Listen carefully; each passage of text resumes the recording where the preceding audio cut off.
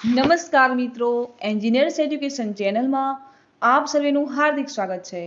તો મિત્રો, આજે આપણે ધોરણ 7નો વિષય ગુજરાતીનું પ્રકરણ 15 દાદાજીનો પત્ર ભણીશું। તો બાળ દોસ્તો, આ એક સંકલિત છે। તો આ એકમમાં દાદાએ પોતાના પૌત્રને લખેલો પત્ર આપવામાં આવે છે। પત્ર લખવું એ પણ કૌશલ્ય છે। આપણે જાણીએ છીએ કે કૌશલ્ય સતત મહાવરાથી કેળવાય છે। આ પત્રમાં સરનામું, સંબોધન તેમજ લિખિત અંક કયા ભાગમાં લખવામાં આવ્યા છે તેની નોંધ કરી વિવિધ પત્રોમાં નોંધાયેલી વિગતો સાથે સરખાવવા જેવું છે। પત્રમાં સંદેશાની આપ-લે થવા સાથે સંવેદનની ઉષ્માપૂર્ણ અભિવ્યક્તિ થતી હોય છે। સામાન્ય રીતે સ્વજનો સાથે સંવાદ કરવા અથવા વ્યવહાર માટે પત્ર લખવામાં આવતા હોય છે। વિશ્વના સાહિત્યમાં પણ પત્ર સાહિત્ય અદકેલું સ્થાન ધરાવે છે। પોતાની વાત ટૂંકમાં તેમજ સરળ શૈલીમાં લખવી તે કળા છે જે વારંવાર લખવાથી શક્ય બને છે। તો બાળ દોસ્તો, હવે આપણે પાઠ જોઈશું। તો જુઓ, અહીંયા જમણી બાજુ લખ્યું છે કે પ્રીતમભાઈ જે ધોળકિયા, મૂળ પોતે માનકુવા, તાલુકો ભુજ, જિલ્લો કચ્છ અને તારીખ 10/9/2020। તો પત્રમાં લખ્યું છે કે વાલા વિવેક, કુશળ હોઈશ, અમે સૌ અહીં કુશળ છીએ, એટલે કે મજામાં છીએ। જો કે તારી ગેરહાજરી સતત ચાલે છે, પરંતુ તું તારા ઉજ્જવળ ભવિષ્ય માટે વડોદરા અભ્યાસ અર્થે ગયો છે એમ વિચારીએ છીએ તો મન ફરી પ્રફુલ્લિત થાય છે। મારો પત્ર તને આશ્ચર્ય મૂકે એમ બને। તારા કેટલાય મિત્રો વધુ નવાઈ અનુભવશે, પરંતુ મને લાગે છે કે તમને સૌને નવાઈની સાથે આનંદ પણ થશે। ફોન કે મોબાઈલ ફોન નહોતા ત્યારે અમે અમારો સંદેશા વ્યવહાર પત્રથી ચલાવતા। પહેલાના જમાનામાં બાળ દોસ્તો ફોનની સુવિધા હતી નહીં, ત્યારે તે પત્ર દ્વારા એકબીજાને સંદેશો મોકલવામાં આવતો અને એ વખતે આ એક કુશળતા કહેવાય। નાના એવા પત્રમાં ઘણી મોટી વાત કહેવાની, એમ આ એક કળા કહેવાય।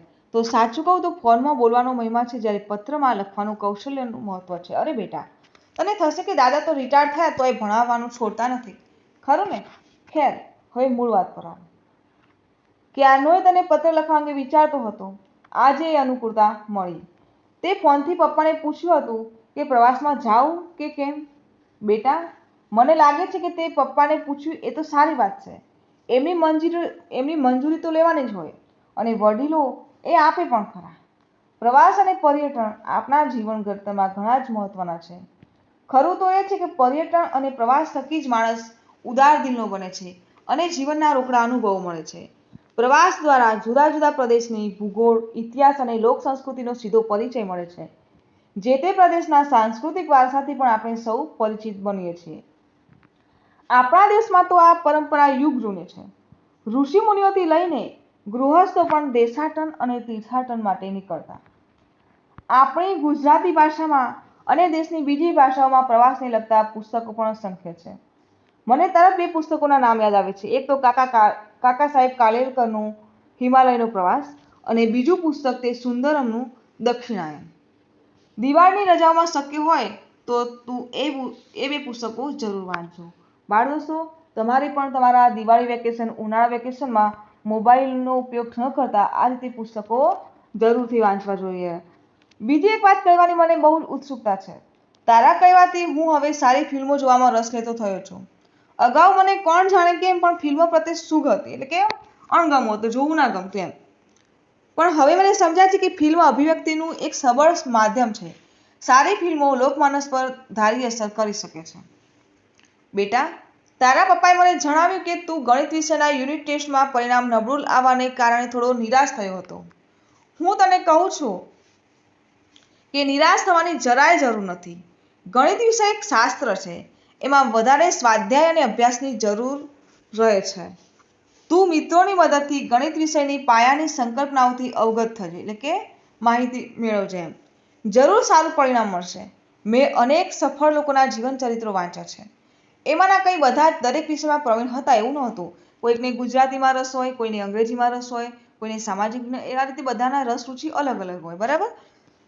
પરંતુ તેઓ કોઈ પણ પરિસ્થિતિમાં નિરાશ થયા નહોતા। આપણને કઈ વસ્તુ ના આવડે તો નિરાશ થવાની જરૂર નથી। ફરી વાર પ્રયત્ન કરીએ, 2 વાર કરીએ, 3 વાર કરીએ, 4થી વાર કરીએ તો એ વસ્તુ આપણને આવડવાનું છે। એટલે કોઈ પણ કામમાં આપણે નિરાશ થવાની જરૂર નથી। વિશ્વવિખ્યાત વિજ્ઞાની આલ્બર્ટ આઇન્સ્ટાઈનના શિક્ષણ સંદર્ભ બાળપણમાં એમના શિક્ષક ઘણા જ નિરાશ હતા, પણ આઇન્સ્ટાઈને ચમત્કાર કરી દેખાડ્યો. તું પણ એ કરી શકે. જરા પણ નિરાશ થયા વિના ગણિત માટે થોડો વધારે સમય ફાળવજે.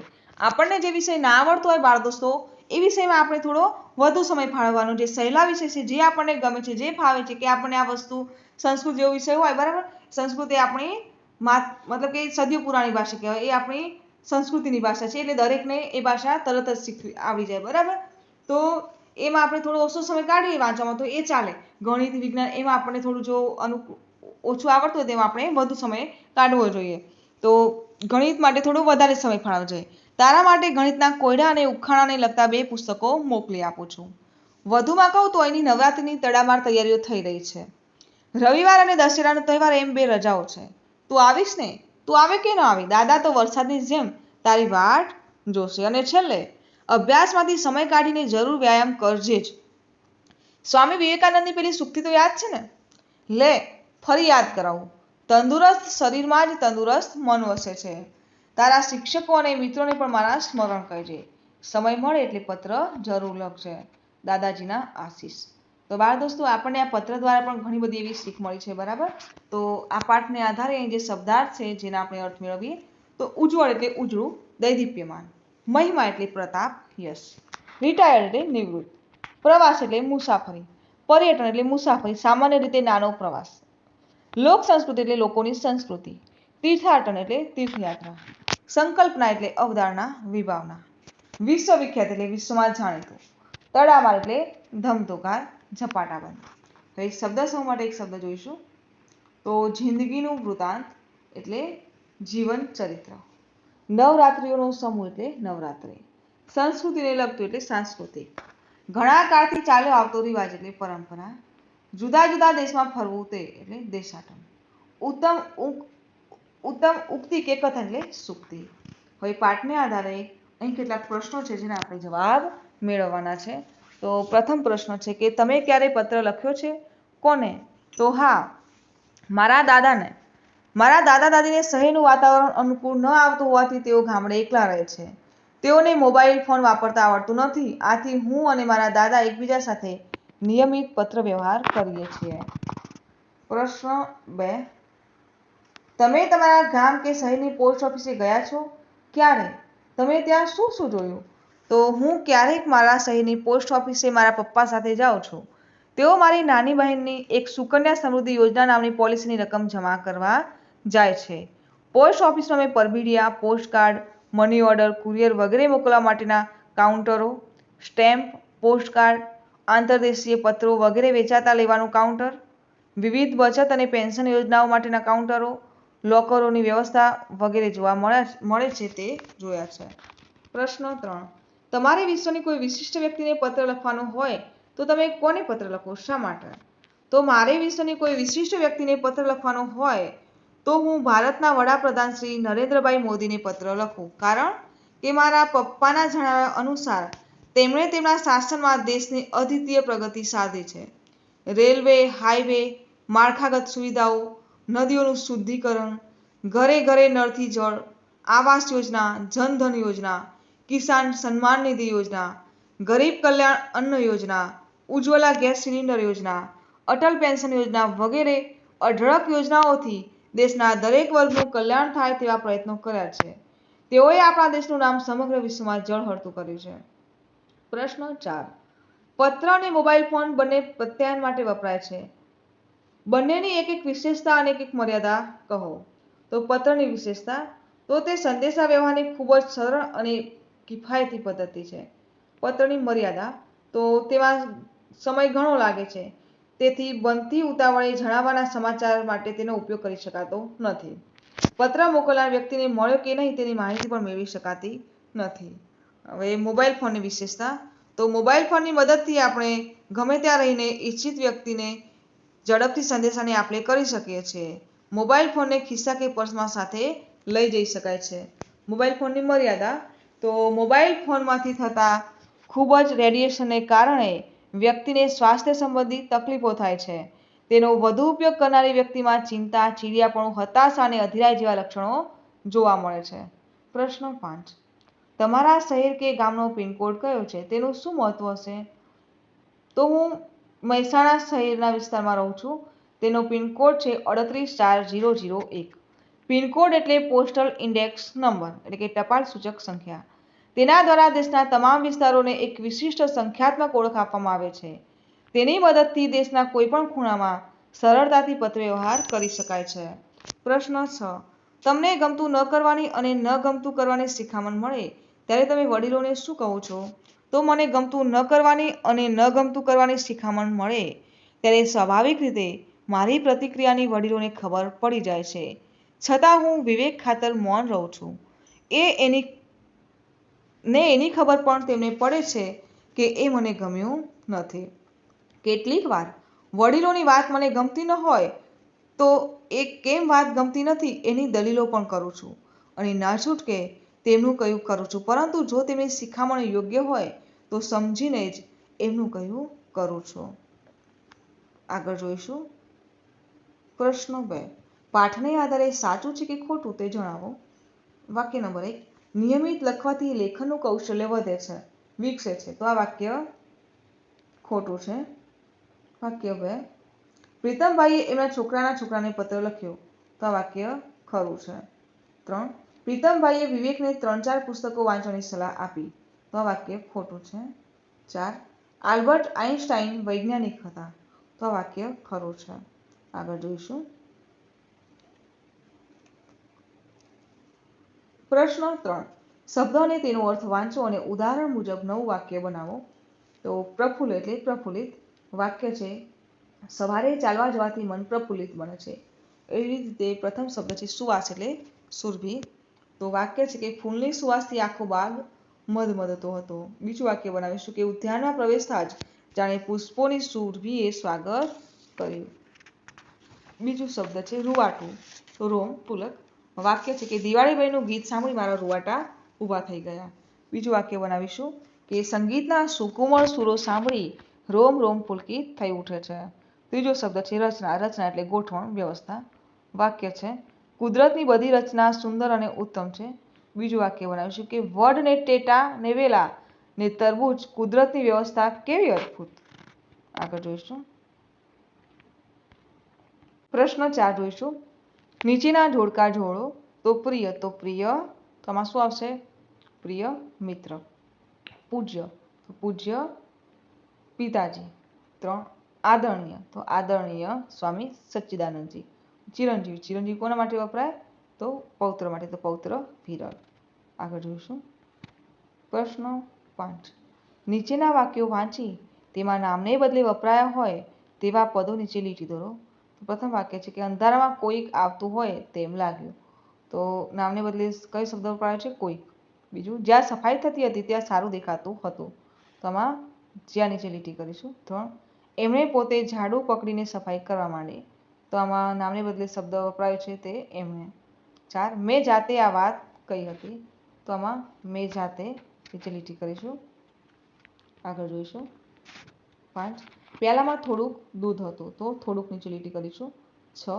જ્યારે રાત પડશે ત્યારે તારા દેખાશે. તો જ્યારે અને ત્યારે નીચે લીટું કરીશું. 7. કોઈક આ સ્થાનની સંભાળ રાખતું હશે. તો કોઈક નીચે લીટું કરીશું. 8. જેને ખુદનો ભરોસો ન હોય તેને ઈશ્વરનો ભરોસો પણ નકામો. તો આમાં જેને ખુદનો અને તેને નીચે લીટું કરીશું. 9. તમે પંડે આ કામ કરો તો જ સમજાશે. તો તમે પંડે અને આ ઉપર આપણે લીટું કરીશું. તો ચકાસો. તમે દરેક વાક્યમાં આ શબ્દો નીચે લીટી કરી છે? કોઈક, જ્યાં ત્યાં, એમણે, પોતે, મેં જાતે, થોડુંક, જ્યારે ત્યારે, કોઈક, જેને તેને ખુદનો અને તમે પંડે. તો ઉપરના વાક્ય તમે વાંચ્યા તેમાં વાક્ય ક્રમાંક 2માં માં જ્યત્ય, 6માં મ જ્યારે ત્યારે, 8માં જેને તેને જેવા પદો જોઈ શકાય છે. જ્યાં સ્વચ્છતા ત્યાં પ્રભુતા. આ ઉક્તિમાં જ્યાં અને ત્યાં પદો સ્વચ્છતા અને પ્રભુતા વચ્ચે સંબંધ દર્શાવે છે. આ મુજબના પદો જે સંબંધ દર્શાવતા હોય તેને સંબંધવાચક સર્વનામ તરીકે ઓળખવામાં આવે છે. હવે વાક્ય ક્રમાંક 1માં કોઈક, 5માં થોડુંક, 7માં કોઈક. આ પદો સર્વનામ તરીકે આવે છે. અહીં કોઈક એટલે કોણ એ નક્કી નથી. થોડુંક એટલે કેટલું એ પણ નક્કી ન કહેવાય. આમ નિશ્ચિત થઈ શકતું નથી. તેથી તેને અનિશ્ચિત સર્વનામ તરીકે ઓળખવામાં આવે છે. વાક્ય ક્રમાંક 3 એમાં પોતે, 4 જાતે અને 8 ખુદ તેમજ 9માં પંડે પદ જોવા મળશે. આ પ્રમાણે આપણે આપણી જાત માટે કે કોઈ વ્યક્તિ માટે આ પદનો ઉપયોગ કરીએ ત્યારે સ્વવાચક સર્વનામ બને છે. તો આપણે સ્વવાચક, અનિશ્ચિત સર્વનામ અને સંબંધવાચક સર્વનામ શીખ્યા. બરાબર. આગળ જોઈશું. પ્રશ્ન 6. ઉદાહરણને આધારે બીજા શબ્દો મેળવીને લખો. ઉદાહરણ છે હાજરી, તો હાજરીનો વિરોધાર્થી શબ્દ લખ્યો છે ગેરહાજરી. વાજબી તો ગેરવાજબી. ગેરલાભ તો લાભ અને જવાબદાર તો બેજવાબદાર. પ્રશ્ન 7. આપેલા ઉદાહરણ મુજબ બીજા શબ્દો લખો અને વાક્યમાં પ્રયોગ કરો. ઉદાહરણ છે ઉત્સુક તો ઉત્સુકતા. વાક્ય પ્રયોગ છે કે હું મનીષને મળવા ઉત્સુક હતો. બીજું વાક્ય મનીષને મળવાની મને ઘણી ઉત્સુકતા હતી. એવી રીતે શબ્દ છે માનવ તો માનવતા. તો વાક્ય પ્રયોગ કરીશું કે માનવ એ ભગવાનની ઉત્તમ રચના છે. માનવતાનું વાક્ય પ્રયોગ કરીએ તો મારા પપ્પાના હૈયામાં માનવતાનું ઝરણું સદા વહે છે. સજ્જન તો સજ્જનતા. તો વાક્ય પ્રયોગ કરીશું કે દિલીપભાઈ આખી સોસાયટીમાં સૌથી સજ્જન છે. સજ્જનતાનું વાક્ય પ્રયોગ કરીએ તો દિલીપભાઈની સજ્જનતાની તોલે કોઈ ન આવી શકે. દરિદ્રતા આપેલું છે તો દરિદ્રતા. તો વાક્ય પ્રયોગ સુદામા એક દરિદ્ર બ્રાહ્મણ હતા. બીજું વાક્ય કે શ્રી કૃષ્ણે સુદામાની દરિદ્રતા દૂર કરી હતી. આગળ જોઈશું. પ્રશ્ન 8. નીચે આપેલા વાક્યોમાંથી સર્વનામ શોધી તેનો પ્રકાર લખો. તો સર્વનામ અને પ્રકાર લખવાનું છે. વાક્ય છે જ્યાં કૃષ્ણ હોય ત્યાં અર્જુન હોય જ. તો આમાં સર્વનામ જ્યાં અને ત્યાં, તો આ સાપેક્ષ સર્વનામ કહેવાય. બીજું તેમણે આ જવાબદારી સ્વીકારી છે. તો તેમણે અને આ સર્વનામ છે. તો આ પુરુષવાચક અને દર્શક. તેમણે પુરુષવાચક સર્વનામ પ્રકાર થયો અને દર્શક એ આનો પ્રકાર થયો. બરાબર. ત્રીજું અમુક તમુક માણસ વચ્ચે આવીને કામ બગાડી પણ શકે. તો અમુક તમુક સર્વનામ થયું, એ સાપેક્ષ સર્વનામ પ્રકાર. થોડાક નાણાં ન હોય તો શું થઈ ગયું? તો થોડાક એ અનિશ્ચિત સર્વનામ. 5. આચાર્યશ્રી ક્યારે મળી શકશે?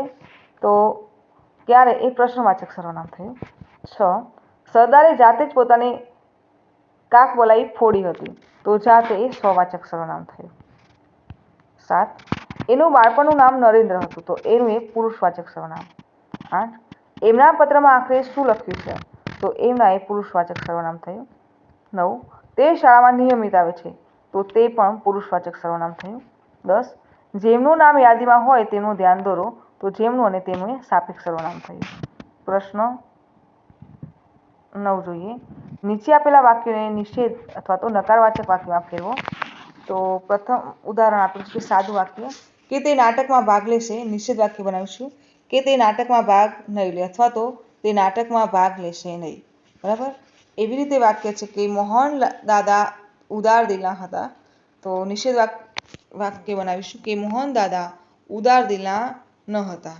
બીજું વાક્ય પલ્લવીબેન અમને ગુજરાતી ભણાવે છે. તો નિષેધવાચક બનાવી કે પલ્લવીબેન અમને ગુજરાતી ભણાવતા નથી. 3. મેઘના ચિત્ર દોરે છે. નિષેધ બનાવીએ કે મેઘના ચિત્ર દોરતી નથી.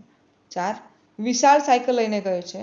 નિષેધ બનાવીએ કે વિશાળ સાયકલ લઈને ગયો નથી. 5. પરેશના પિતા સૈનિક છે. તો પરેશના પિતા સૈનિક નથી. આગળ જોઈશું. પ્રશ્ન 10. હિમાનીને શેફાલીના ગામ વિશે માહિતી જોઈએ છે. તેથી તે નીચે મુજબના પ્રશ્નો પૂછે છે. તમે પણ આવા થોડા પ્રશ્નો ઉમેરો. તો પ્રશ્ન પૂછે છે કે તમારા ગામનું નામ શું છે? બીજો પ્રશ્ન પૂછે છે તમારું ગામ જિલ્લા મથકથી કેટલું દૂર છે? ત્રીજું તમારા ગામમાં નદી છે? ચોથું તમારા ગામમાં વડલો છે? પાંચમું તમારા ગામમાં ચબૂતરો છે ખરો? એવા તમારે બીજા પ્રશ્નો પૂછવાના છે. તો આપણે પૂછીશું કે તમારા ગામમાં બસ સ્ટેશન નાનું છે કે મોટું? તમારા ગામમાં પોસ્ટ ઓફિસ છે? તમારા ગામમાં બેંક છે? વગેરે આવા પ્રશ્નો આપણે પૂછી શકીએ. બરાબર. આગળ જોઈશું. પ્રશ્ન 11. હકીકત વિશે અચરજ, આશ્ચર્ય, નવાઈ, શોક, હર્ષ, ઉલ્લાસ જેવી લાગણીઓ પ્રગટ થતી હોય તે રીતે નીચેના વાક્યો વાંચો. તો પ્રથમ વાક્ય વાહ કેટલું સુંદર દ્રશ્ય. તો આમાં આપણને ઉલ્લાસની લાગણી પ્રગટ થાય છે. બરાબર. બીજું આજે આપણે કેવું મધુર ગીત સાંભળ્યું. ત્રીજું ઓહ કેવો વિરાટ પર્વત. 4. અરે રે બિચારાને કેવું દુઃખ આવ્યું. તો આમાં શોકની લાગણી પ્રગટ થાય. 4. દાદાજી તમે એ ફિલ્મ જોઈ? તો આમાં કઈ નવાઈની વાત થાય. બરાબર. 6. વાહ નવરાત્રિમાં તો ગરબે ઘૂમવાની કેવી મજા. તો આમાં આપણને ઉલ્લાસની વાત, હર્ષની વાત, લાગણી અનુભવાય. બરાબર. આગળ જોઈશું. પ્રશ્ન 12. પ્રશ્નના જવાબ લખો. પ્રશ્ન 1. પૌત્રને પોતાના પત્રથી આશ્ચર્ય થશે એવું દાદાજીને કેમ લાગ્યું? તો દાદાજીએ ફોન અને મોબાઈલ ફોનના વર્તમાન સમયમાં પૌત્રને પત્ર લખ્યો હોવાથી તેમને પોતાના પત્રથી પૌત્રને આશ્ચર્ય થશે એવું લાગ્યું. પ્રશ્ન 2. પ્રવાસ પર્યટનનું મહત્વ દાદાજી કઈ રીતે વર્ણવે છે? તો દાદાજીના મત મુજબ ખરા અર્થમાં પર્યટન અને પ્રવાસ થકી જ માણસ ઉદાર દિલનો બને છે. તેનાથી જ તેને જીવનના વાસ્તવિક અનુભવો મળે છે. પ્રવાસ દ્વારા જુદા જુદા પ્રદેશની ભૂગોળ, ઇતિહાસ તેમજ લોક સંસ્કૃતિનો સીધો પરિચય મળે છે. જે તે પ્રદેશના સાંસ્કૃતિક વારસાથી પણ આપણે પરિચિત બનીએ છીએ. આમ પ્રવાસ અને પર્યટન આપણા જીવન ઘડતરમાં ઘણા જ મહત્વના છે. પ્રશ્ન 3. શાળામાંથી પ્રવાસમાં જવાનું હોય ત્યારે વાલીની સંમતિ કેમ લેતા હશે? તો વાલી બાળકના સાચા અર્થમાં હિતેશ હોય છે. બાળકને શાળામાંથી પ્રવાસમાં જવાનું હોય ત્યારે વાલીની સંમતિ લેવી એટલા માટે જરૂરી છે કે તેઓ પ્રવાસની વિગતો જાણીને નિર્ણય લઈ શકે કે શાળામાંથી લઈ જવામાં આવનાર સ્થળે જવાથી મારા બાળકને તે સ્થળની માહિતી ઉપયોગી બની રહેશે કે નહીં. વાલી પ્રવાસની બધી વિગતો ચકાસીને યોગ્ય હોય તો તેઓ બાળકને પ્રવાસની મંજૂરી આપે છે. પ્રશ્ન 4. પૌત્રના નબળા પરિણામ અંગે દાદાજી શું લખે છે? તેમના વિચારો તમને કેવા લાગ્યા? તો પૌત્રના ગણિત વિષયના નબળા પરિણામને કારણે તે થોડો નિરાશ થયો હતો. તેથી દાદાજીને તેને આ વિષયમાં નિરાશ ન થવા અંગે લખ્યું હતું. તેઓ ગણિત વિષયને એક શાસ્ત્ર કહે છે અને તે શીખવા વધારે સ્વાધ્યાય અને અભ્યાસની જરૂર છે. તેથી તેઓ પૌત્રને તેના મિત્રોની મદદ લઈને ગણિત વિષયની પાયાની સંકલ્પનાઓથી માહિતગાર થવાનું કહે છે. આમ કરવાથી તેને ચોક્કસ સારું પરિણામ મળશે. આમ દાદાજી પૌત્રને નિરાશ થવાને બદલે થોડો વધુ સમય ફાળવીને સ્વાધ્યાય અને અભ્યાસ કરવાની સલાહ આપી તે મને ખૂબ જ ગમે. પ્રશ્ન 5. વ્યાયામ અંગે દાદાજીના વિચારો જણાવો. તો દાદાજી એમના પૌત્રને અભ્યાસમાંથી સમય કાઢીને જરૂરી વ્યાયામ કરવાનું કહે છે. તેઓ તેને સ્વામી વિવેકાનંદની સૂક્તિ તંદુરસ્ત શરીરમાં જ તંદુરસ્ત મન વસે છે કહીને તંદુરસ્ત શરીર માટે નિયમિત વ્યાયામ કરવાનું સૂચવે છે. આગળ જોઈશું. પ્રશ્ન 13. આપેલા વર્ણનને પત્ર સ્વરૂપે લખો. તો આપણે વર્ણન વાંચીશું. અર્પણ અમદાવાદથી આબુ બસમાં ગયો હતો. આબુમાં તે 2 દિવસ રોકાયો હતો. આબુ આવીને તેણે આબુ દર્શનની બસમાં જ ફરવાનું પસંદ કર્યું. તેણે નખી તળાવ જોયું. કિનારે ઊભા રહીને તેણે ઘણા ફોટા પાડ્યા. તે નખી તળાવમાં સહેલગાહ માટે પણ ગયો. દેલવાડાના દેરા પણ જોયા. આબુમાં તેણે અર્બુદા માતાના દર્શન કર્યા.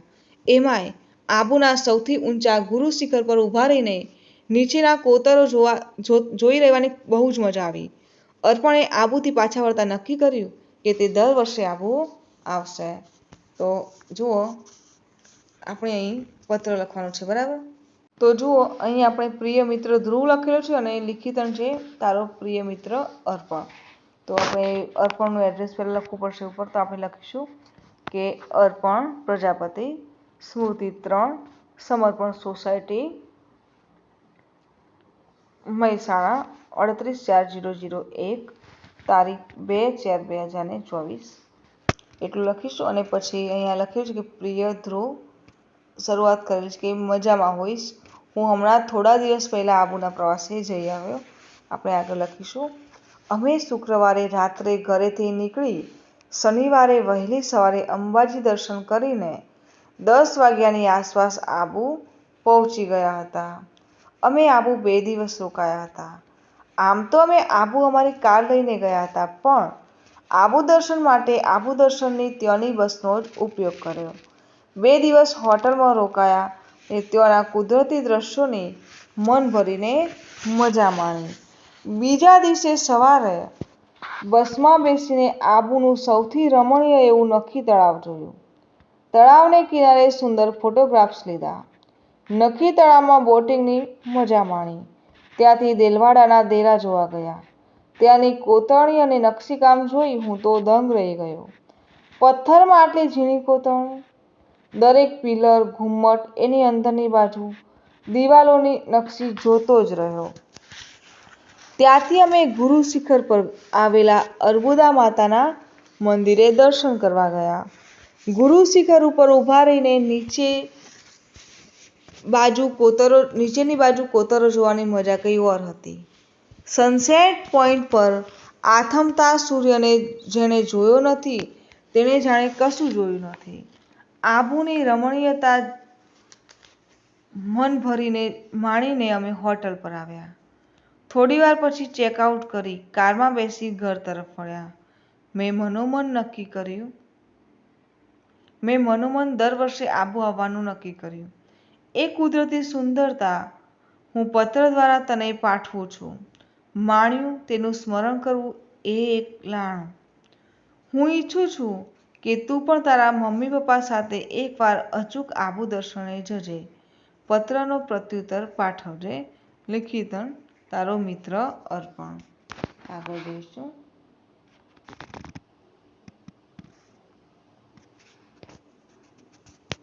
પ્રશ્ન 14. દાદાજીના પત્રનો જવાબ તમે ટેકનોલોજીના કયા કયા માધ્યમોથી આપી શકો? દાદાજીના પત્રનો જવાબ ઈમેલ દ્વારા આપો. તો આપણે ઈમેલ દ્વારા આપીશું જવાબ. તો લખીશું ટુ pritamભાઈjd@gmail.com from vivek2012@gmail.com. સબ્જેક્ટ દાદાજીને પત્ર.